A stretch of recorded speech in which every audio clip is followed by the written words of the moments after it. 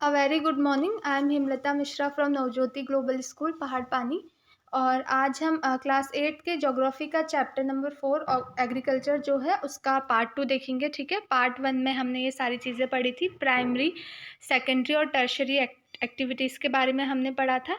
और agriculture, sericulture और farm system क्या है, इन सब चीज़ों के बारे में हमने पढ़ा था। ठीक है, तो चलिए हम इसमें देखते हैं कि types of farming, different types of farming होती है, क्या क्या होती है उनके बारे में हम पढ़ेंगे। तो farming is practised in various ways across the world. अब फार्मिंग क्या है, पूरी दुनिया में अलग अलग तरीके से फार्मिंग हमारी जो की जाती है। और जो फार्मिंग होती है बेसिकली किस में डिपेंड करती है, जोग्राफिकल कंडीशन की, वहाँ का वेदर कैसा है, वहाँ का क्लाइमेट कैसा है, डिमांड ऑफ प्रोड्यूस, और वहाँ के लेबर कैसे है, वहाँ के लेवल ऑफ टेक्नोलॉजी कैसी है। इसमें जो हमारी फार्मिंग क्लासिफाइड होते हैं बेसिकली 2 मेन टाइप में। ठीक है, सो सबसे पहला जो होता है वो सब्सटेंस फार्मिंग होता है और दूसरा कॉमर्शियल फार्मिंग होता है। इसमें हम पढ़ेंगे कि सब्सटेंस फार्मिंग क्या है, कॉमर्शियल फार्मिंग क्या है। देखिए यहाँ पे इसमें आपको एक साइड में एक इंटरेस्टिंग फैक्ट दिया है ऑर्गेनिक फार्मिंग के बारे में। तो in this type of farming organic manure and natural pesticides are used instead of chemical. तो ऑर्गेनिक फार्मिंग में क्या होता है, नेचुरल पेस्टिसाइड्स यूज़ करते हैं केमिकल के वजह से, कीट को छोड़ के। जैसे खेतों में हम क्या नेचुरल, जैसे काऊ डंग जो हो गया या फिर खाद हो गया, ये सारी चीज़ें जो हम डालते हैं, नेचुरल चीज़ें जो होती हैं, इसे हम ऑर्गेनिक फार्मिंग बोलते हैं। तो देखेंगे पहले हम जो 2 टाइप की फार्मिंग है, सबसिस्टेंस फार्मिंग और कमर्शियल फार्मिंग है। तो पहले हमारी सबसिस्टेंस फार्मिंग क्या होती है ये देखेंगे। So this type of farming is practice to meet the need of the farmer family. अब जो सबसिस्टेंस फार्मिंग होती है ना, ये क्या होती है, लाइक एक स्मॉल एरिया में होती है। ऐसा नहीं है कि बहुत बड़े एरिया में होती है, कि स्मॉल एरिया में होती है। इसमें इस अमाउंट की फार्मिंग की जाती है कि लाइक एक जो फार्मर है वो अपनी फैमिली की, उसकी नीड पूरी हो जाए, इतनी क्रॉप्स उग जाए कि हाँ वो घर पे जो है अपना खाना पीना उनका हो जा रहा है और थोड़ा वो बाहर भेज दे। Traditionally, low levels of technology and household labor are used to produce on small output। तो इसमें हम बेसिकली क्या करते हैं, हमारी टेक्नोलॉजी का जो लेवल होता है वो भी कम होता है, क्योंकि स्मॉल एरिया में ये यूज़ होती है। और घर के ही जो लोग होते हैं उसमें क्रॉप्स उगाते हैं, और आउटपुट भी जो होता है इसमें कम प्रोड्यूस होता है, ज़्यादा नहीं होता है, क्योंकि हम ज़्यादा अमाउंट में फार्मिंग कर ही नहीं रहे हैं। और जो होता है subsistent farming can be further classified as intensive subsistence और प्रिमिटिव सबसिस्टेंस फार्मिंग। ये 2 तरीके से क्लासिफाई होती है। तो देखिए पहले इन इंटेंसिव सब्सिस्टेंस एग्रीकल्चर में क्या होता है, the farmer cultivate a small plot of land using simple tools and more labour. अब इसमें जो फार्मर जो अपना अनाज उगाता है वो एक स्मॉल एरिया में उगाता है, और इसमें जो टूल्स भी जो यूज़ करता है ज़्यादा एडवांस नहीं होते हैं, सिंपल टूल यूज़ करता है। और मोर जो होते हैं लेबर, इसमें ज़्यादा लेबर उसको रिक्वायर होते हैं। Climate with large number of days with sunshine and fertile soil permits growing of more than one crop annually on the same plot।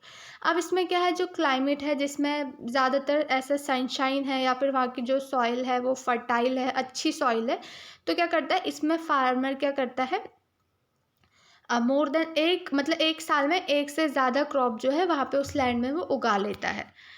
तो राइस जो रहती है मेन क्रॉप होती है, उसके अलावा जो क्रॉप्स वो वहाँ पे उगाता है उसमें wheat, mess, pulses, oil seeds, ये सारी चीज़ें आती हैं। ठीक है, तो देखिए यही है सबसिस्टेंस फार्मिंग। तो वो है कि स्मॉल एरिया में जो है हम फार्मिंग कर रहे हैं, ज़्यादा लेबर भी नहीं है इसमें, फार्मर जो है अपनी घर की नीड को ही पूरा करने के लिए फार्मिंग कर रहा है। ये भी 2 तरह की होती है, इंटेंसिव और प्रिमिटिव। इंटेंसिव में क्या है, हम स्मॉल एरिया में फार्मिंग कर रहे हैं, स्मॉल लैंड में, जिसमें हम क्या है ज़्यादा अपने घर ज़्यादा लेबर का यूज़ कर रहे हैं, लेकिन टूल्स वूल्स जो है हमारे सिंपली यूज़ करने हैं। और इसमें क्या करते हैं, हम सेम लैंड में एक साल में 2 तरीके की क्रॉप उगा लेते हैं। लाइक एक जो राइस होता है वो ज़्यादातर राइस होता है, और फिर जो दूसरी क्रॉप्स है वीट, मेज, ये सारी चीज़ें हम उगा लेते हैं। अब प्रिमिटिव में क्या होता है, include shifting cultivation and nomadic herding. तो शिफ्टिंग कल्टीवेशन और नोमेडिक हार्डिंग इसमें होती है। तो शिफ्टिंग कल्टीवेशन देखिए पढ़ते हैं हम क्या होता है। Shifting cultivation is practised in thickly forested area of Amazon basin, tropical area, parts of south east Asia and north east Asia. जो शिफ्टिंग एशिया हमारी कल्टीवेशन होती है ज़्यादातर ऐसे एरिया में होती है जहाँ क्या होता है, बहुत ही ज़्यादा फॉरेस्ट होता है, जंगल बहुत ही ज़्यादा होता है। ऐसा इसलिए होता है ना क्योंकि हम शिफ्टिंग कल्टीवेशन में क्या करते हैं, शिफ्टिंग कल्टीवेशन में से हमारा बहुत ज़्यादा जंगल है, तो जंगल के ऊपर के जो ट्रीज़ होते हैं ऊपर का एरिया जो है वहाँ पे हम उसको काट देते हैं ताकि जो धूप है जो नीचे लैंड है उस पे धूप उसमें पड़े। फिर जो लैंड है उसको क्या हम करते हैं पूरी ज़मीन को जला देते हैं और जो एशिश पूरी वेजिटेशन हमने उस वहाँ पे की जला दी और जो एशिश वहाँ से निकल के आते हैं जो राख वहाँ पे जलाने के बाद बचती है उसको चारों ओर पूरी ज़मीन में हम फैला देते हैं और फिर उसमें अपने हम सीड्स वीड्स जो है ग्रो करते हैं। ठीक है, लेकिन क्या होता है कुछ टाइम था पहले हमने उसे ग्रो किया लेकिन फिर क्या होता है कुछ टाइम बाद सॉइल की फर्टिलिटी अगर हम सॉइल को एक बार जला दें तो कम हो जाती है सॉइल की फर्टिलिटी। तो इसलिए क्या है फिर वहाँ पे हम कुछ टाइम तक कल्टीवेशन नहीं कर सकते हैं। फिर कुछ टाइम बाद जब सॉइल फर्टाइल हो जाएगी दोबारा फिर वहाँ पे हम उससे कल्टीवेशन कर सकते हैं। तो शिफ्टिंग कल्टीवेशन में ये होती है और इसे हम स्लैश एंड बर्न एग्रीकल्चर भी बोलते हैं। तो आई होप शिफ्टिंग कल्टीवेशन के आपको समझ में आ गया होगा। दूसरा है नोमैडिक हर्डिंग जिसमें हम पालते हैं जानवरों को। ठीक है, इससे हर्डिंग मतलब यही होता है।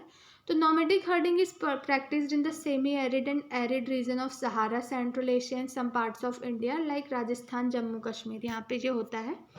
तो इस फार्मिंग में क्या होता है जो हर्ड्समैन होते हैं एक झुंड में जो है जाते हैं move from place to place अपने एनिमल्स के साथ एक जगह से दूसरी जगह जाते हैं किसके लिए, फॉडर के लिए या फिर वाटर के लिए। और उनका एक डिफाइंड रूट रहता है कि हाँ इसी रूट से वो जाएंगे।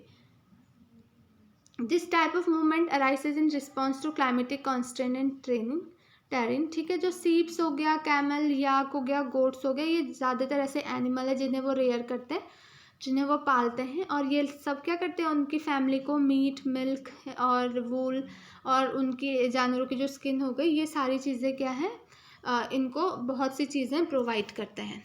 तो देखिए हमने इसमें पढ़ा ना इंटेंसिव में तो हमने पढ़ा था कि एक स्मॉल लैंड के एरिया में हो रही है जहाँ पे हम एक साल में एक से ज़्यादा क्रॉप्स उगा ले रहे हैं। और प्रिमिटिव सब्सटेंस एग्रीकल्चर में शिफ्टिंग कल्टीवेशन था जिसमें मैंने सारी प्रोसेस आपको बताई कि पेड़ों को ऊपर से काट देते हैं जिससे जो मतलब रोशनी है वो ज़मीन पे आए और ज़मीन को हम जला देते हैं और जो राख बचती है उसको पूरे एरिया में स्प्रेड कर देते हैं सॉइल जिससे अच्छी हो जाए।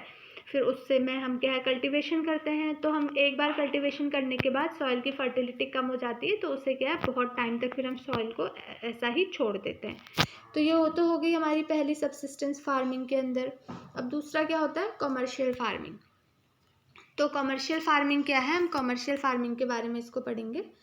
तो in commercial farming crops are grown and animals are reared for a sale in market.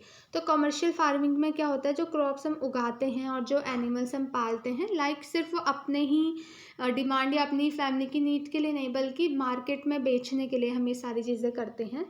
The area cultivated and the amount of capital used is large. तो यहाँ पे जो एरिया होता है बहुत ही ज़्यादा एरिया में यहाँ पे हम खेती करते हैं और जब मोस्ट ऑफ जो वर्क होता है वो मशीन्स के द्वारा ही किया जाता है। लेबर यहाँ पे इतना यूज़ नहीं करते, मशीन्स होते हैं जो यहाँ पे ज़्यादातर काम करते हैं। ठीक है, तो कमर्शियल फार्मिंग इंक्लूड्स इसमें क्या होता है मिक्स फार्मिंग होती है, प्लांटेशन एग्रीकल्चर होता है। मिक्स फार्मिंग क्या होता है कि हमने एक लैंड में एक टाइप की क्रॉप उगा ली और बीच बीच में कुछ थोड़ी थोड़ी अलग टाइप्स की भी क्रॉप जो है वहाँ पे उगा ली। तो देखिए in commercial grain farming crops are grown for commercial purpose के लिए यूज़ होता है, सेल के लिए यूज़ होता है। और जो wheat and maize are common commercially grown grains, wheat और मेज जो है हम ज़्यादातर इसको ग्रो करते हैं। ठीक है, और जो major areas where commercial grain farming is practised are temperate grassland of North America. हम मोस्टली कमर्शियल फार्मिंग वहाँ करते हैं जहाँ ज़्यादा गर्मी नहीं होती है। ठीक है, जहाँ टेम्परेट ग्रासलैंड होते हैं वहाँ हम ये चीज़ फॉलो करते हैं।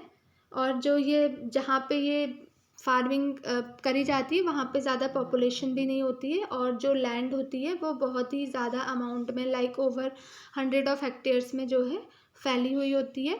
और इसमें क्या होता है एक ही सिंगल क्रॉप एक टाइम में हम बोते हैं। और मिक्स फार्मिंग में क्या होती है the land is use for growing food Falder crops and rearing life stock. Mix farming में क्या होती है एक ही लैंड का हम बहुत ही चीज़ों के लिए यूज़ कर रहे हैं, जैसे क्रॉप्स तो ग्रो कर ही रहे हैं वहाँ पे अपने गाय भैंसों को भी चरा रहे हैं, उनके लिए खाना उगा रहे हैं, ये सारी चीज़ इसको हम मिक्स फार्मिंग बोलते हैं। अब प्लांटेशन क्या होता है, ये भी एक तरीके की कॉमर्शियल फार्मिंग ही है जहाँ पे क्या करते हैं हम टी, कॉफ़ी, शुगर केन इन सब की जो है ये हम इन्हें ग्रो करते हैं। और इसमें क्या होता है बहुत ही ज़्यादा लेबर और कैपिटल चाहिए होती है इनको उगाने के लिए। They produce may be the produce may be processed on the farm itself और नियर बाई फैक्ट्रीज, और जो ये सारी चीज़ें होती है ये खुद से भी लोग प्रोड्यूस करते हैं या फिर फैक्ट्रीज में भी भेज के जो है यहाँ से प्रोड्यूस होता है। और जो मेजर प्लांटेशन होता है वो ट्रॉपिकल रीजन में होता है वर्ल्ड के, ठीक है, जहाँ ज़्यादातर ट्रॉपिकल एरियाज होते हैं, ज़्यादातर फॉरेस्ट होते हैं, वहाँ पे ये किया जाता है। अब देखिए मेजर क्रॉप्स, जो सबसे ज़्यादा क्रॉप्स जो हम उगाते हैं उनके बारे में पढ़ेंगे। मोस्टली हर जगह जो क्रॉप्स उगाई जाती हैं, a large variety of crops are grown to meet the requirement of the growing population. अब जैसे जैसे पॉपुलेशन बढ़ रही है, ठीक है, तो उसकी उनकी क्या है, रिक्वायरमेंट भी, डिमांड्स भी, नीड्स भी बढ़ रही हैं, तो इसीलिए हम ज़्यादातर क्रॉप्स हमें उगानी पड़ती हैं। Crops also supply raw material for agro based industries. Crop क्या है, रॉ मटेरियल भी प्रोवाइड करती है हमें। जैसे हमने गेहूँ या धान ये सारी चीज़ें ले ली, इससे हम बहुत सारी चीज़ें आगे बना रहे हैं, तो ये raw material, as a raw material भी हम इसे यूज़ करते हैं। तो मेजर क्रॉप्स जो होती हैं, वीट, राइस, मेज, मिलेट्स, ये सारी मेजर जो क्रॉप्स हम ज़्यादातर यूज़ करते हैं। अब देखिए राइस क्या होता है, हम इसके बारे में पढ़ेंगे, ठीक है। तो rice is the major food crop. Rice क्या है, सबसे ज़्यादा यूज़ होने वाली क्रॉप है हमारे वर्ल्ड की। It is the staple diet of the tropical and सब ट्रॉपिकल रीजन। ज़्यादातर लोग यही खाते हैं।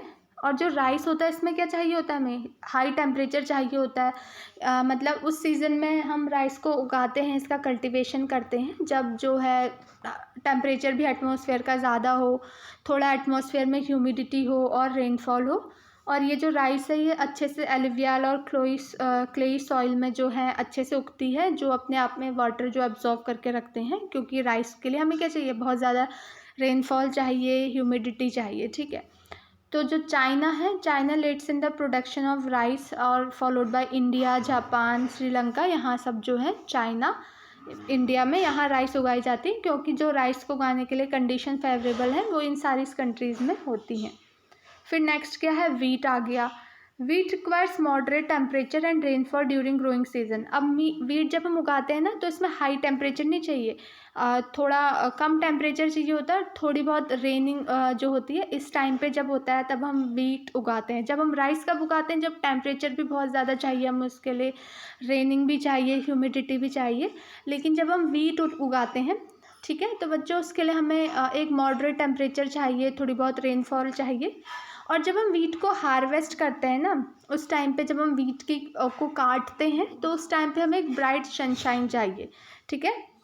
मतलब जब इस धूप वाला, मतलब जब सनशाइन हो, सन रेज ज़्यादा अच्छे से हो, उस टाइम पे हम इसको हार्वेस्ट करते हैं। और जो वीट है ये लोमी सॉइल में अच्छे से, ये जो है वीट जो लोमी सॉइल होती है उसमें अच्छे से उगती है। और जो वीट होती है, wheat is grown extensively in USA में जो है ये ग्रो की जाती है, कनाडा, अर्जेंटीना, ऑस्ट्रेलिया।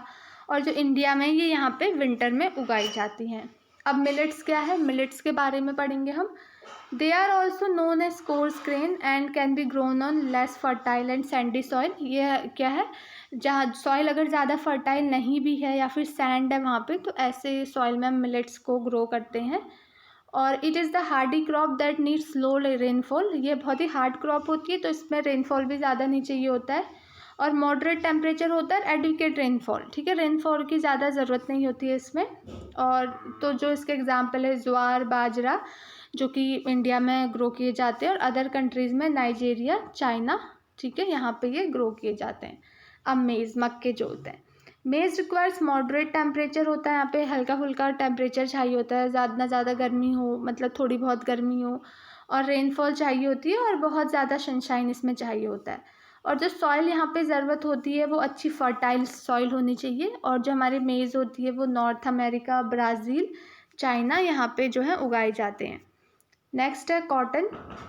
जो कॉटन होती है उसके लिए हमें बहुत ज़्यादा हाई टेम्परेचर चाहिए होता है, और लाइट चाहिए होती, रेनफॉल जो है थोड़ी कम चाहिए होती है, ठीक है, बहुत ज़्यादा टेम्परेचर चाहिए और रेनफॉल उतनी नहीं चाहिए, ठीक है।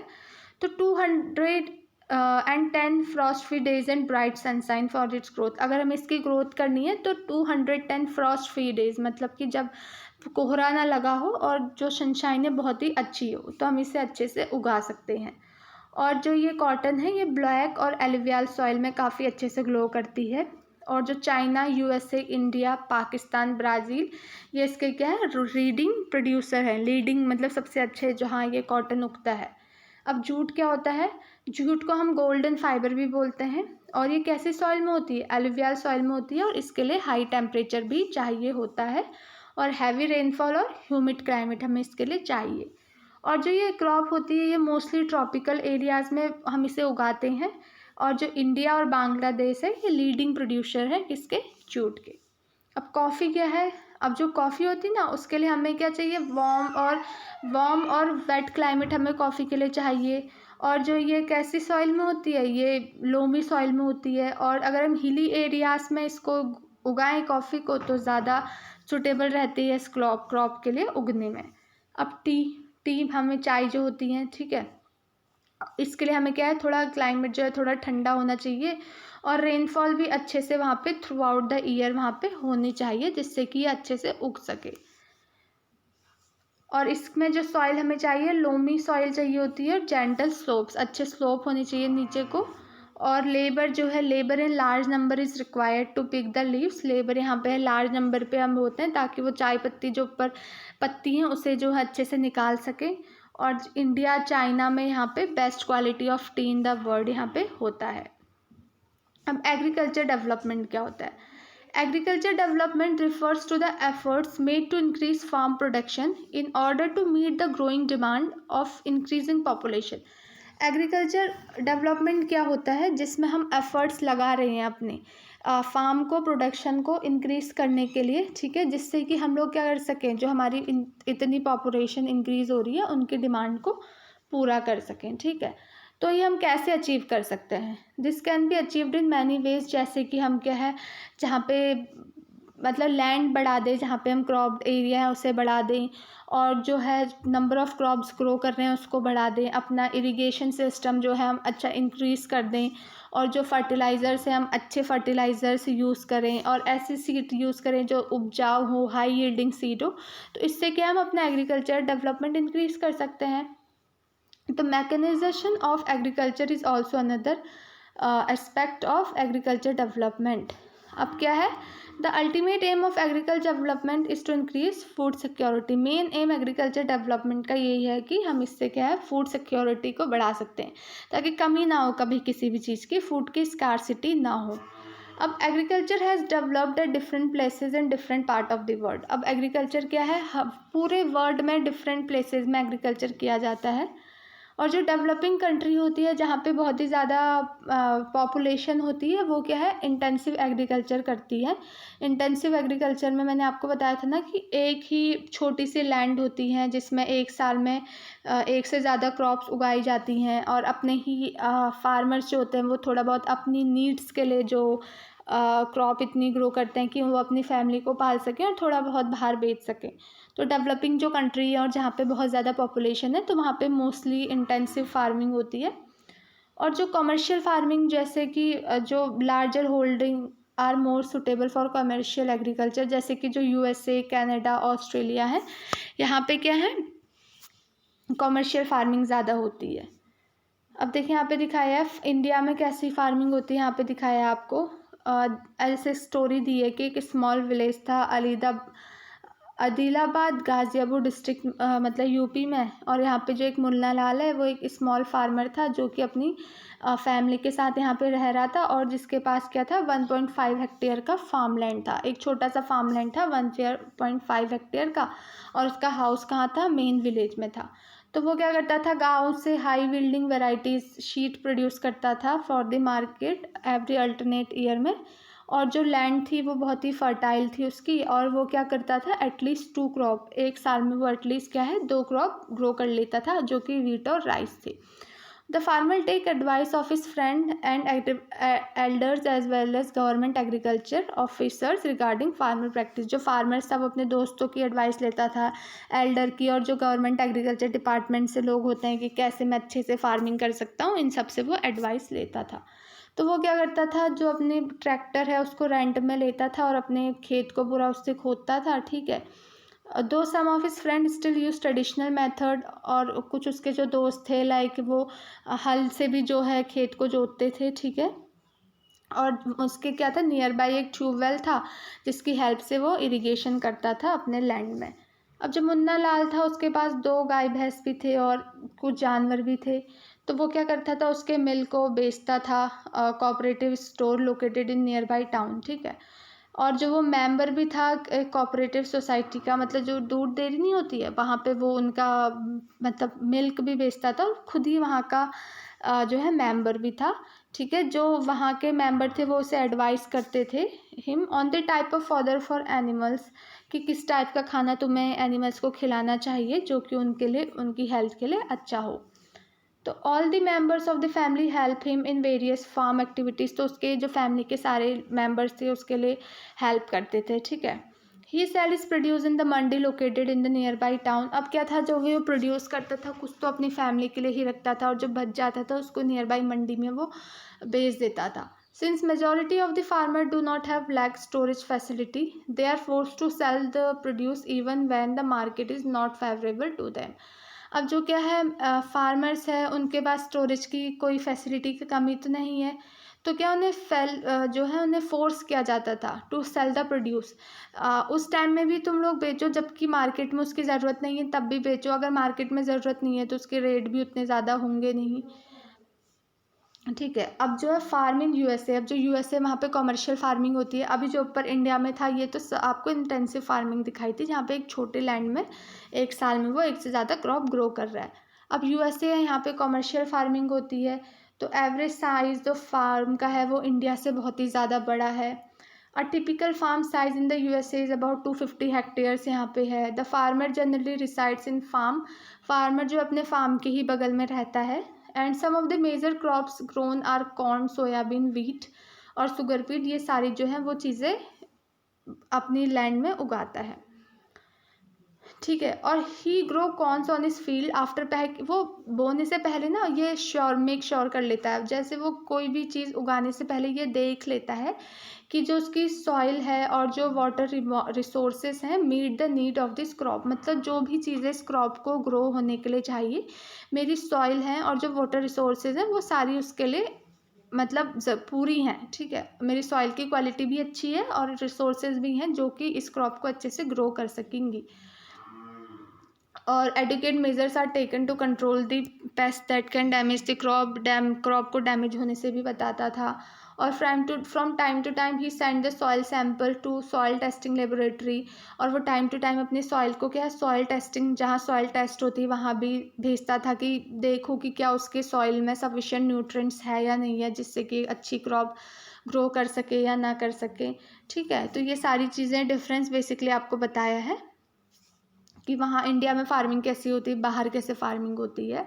The result help John to plan a scientific fertiliser programme, ठीक है। His computer is link to the satellite which gives him सब precise picture of his field, एक जो उसके पास एक कंप्यूटर है वो सैटेलाइट से लिंक है, जो सैटेलाइट है वो उसकी लैंड की उसको क्या है पिक्चर दे देते हैं कि तुम्हारी लैंड जो है ऐसी ये है। और जो उस this help him to use chemical fertiliser, जिससे क्या है वो अपनी गाँव अपनी खेत में जब भी फर्टिलाइज़र्स की ज़रूरत होती है उसको जो घर बैठे ही सारी पिक्चर्स मिल जाती हैं, तो उसे जब पता चलता है कि हाँ अभी मेरी खेत को ज़रूरत है तो वहाँ पे जाके उनमें फर्टिलाइज़र छिड़क आता है। और जो ही use tractor, seed drills and levellers, combined harvester and thresher to perform various agriculture operation, ठीक है। और जो ग्रेन्स होते हैं वो स्टोर होते हैं ऑटोमेटेड ग्रेन स्टोरेज में, और जो मार्केट की एजेंसी है वहाँ डिस्पैच कर दिए जाते हैं। और जो फार्मर होते हैं ना यूएसए में, वो एक बिजनेसमैन की तरह काम करते हैं, फार्मर की तरह नहीं, ठीक है। तो चलिए थोड़ी बहुत इसकी एक्सरसाइज देख लेते हैं हम। तो व्हाट इज़ एग्रीकल्चर, एग्रीकल्चर क्या है, ठीक है। तो एग्रीकल्चर जैसे कि मैंने आपको बताया था ना, एग्री का मतलब सॉइल होता है, कल्चर मतलब क्या होता है, उसमें कल्टीवेट करना, ठीक है। तो क्या कर रहे हैं हम, सॉइल में जो कल्टीवेशन कर रहे हैं, सॉइल में जो हम सारी चीज़ें ग्रो कर रहे हैं उसे हम क्या बोलते हैं, एग्रीकल्चर बोलते हैं। फिर क्या है, name the factor influencing agriculture, को कौन कौन से फैक्टर इन्फ्लुएंस कर रहे हैं कि, तो जैसे कि हमारी क्या है सॉइल की टोपोग्राफी कैसी है, फर्टिलिटी कैसी है सॉइल की, वहाँ का क्लाइमेट कैसा है, टेम्परेचर कैसा है, रेनफॉल कैसा है, ये सारी चीज़ें। अब देखिए शिफ्टिंग कल्टीवेशन क्या है, मैंने आपको बताया था कि शिफ्टिंग कल्टीवेशन में क्या था कि मतलब हम क्या थे, फॉरेस्ट जो थे उनको काट देते थे। फिर ऊपर फॉरेस्ट से क्या है, जो हमारी नीचे लैंड है वहाँ पे धूप आती थी, उस लैंड को पूरा हम जला देते थे।